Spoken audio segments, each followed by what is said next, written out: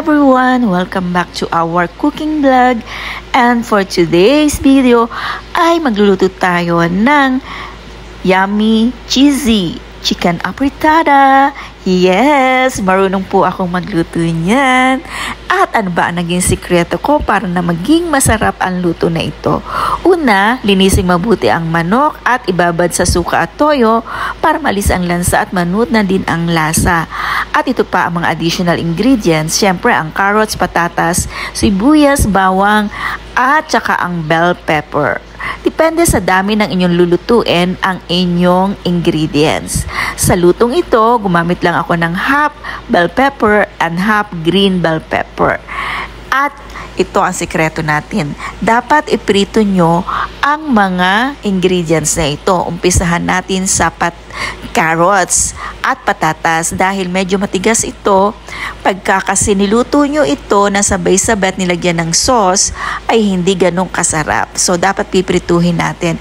Pati itong ating pang-garnish na red and green bell pepper, ihahap cook natin yan. Titimplahan na natin yan ng paminta at konting asin.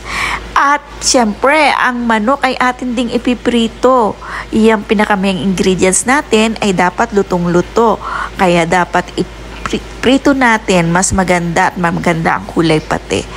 At isa-set aside na natin lahat ng mga ingredients na naprito natin. At umpisahan na natin ang pagluluto ng yummy cheesy chicken apritada. Umpisahan natin sa paggigisa ng bawang at saka sibuyas. And susunod na natin ang pininito nating manok. Tapos lalagay na natin ang pinagbabadan o pinagmarinitan ng manok. At susunod na natin ang carrots at patatas. Hahayaan nating lumambot dahil lalagyan na natin siya ng tomato paste. Ayan. At iba pang mga pampalasa. Siyempre, depende sa dami ng lulutuin nyo. Ito ay 1 kilo of chicken. At ilalagay na natin ang ating pampalasang granules and cubes, chicken cubes, para mas masarap yung ating niluluto. And sa mahinang apoy lamang ito, huwag nyo lalaksan kasi pag nandyan, nilagay nyo na yung tomato paste o tomato sauce, ay madali lang siyang masunog kapag malakas ang apoy. So, mahina lang dapat. At ito na ang pinakasekreto natin, ang ating cheese. Yan, mga half lang nung isang buong cheese ang inilagay ko.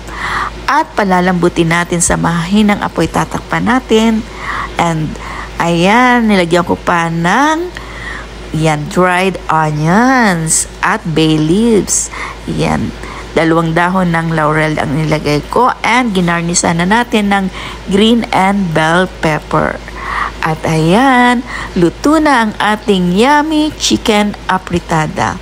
At alam nyo ba, ang aking pagluluto ay minana ko sa aking tatay. Ang aking tatay ay isang magaling na kusinero nung siya ay nabubuhay pa at tawagin-tawagin talaga siya sa aming barangay kapag may punsyunan, piyastahan, binyagan, kasalan, ay kusinero ang aking ama. At yun na rin ang naging hanap buhay niya, ang pagiging cook, bukod sa pagiging farmer.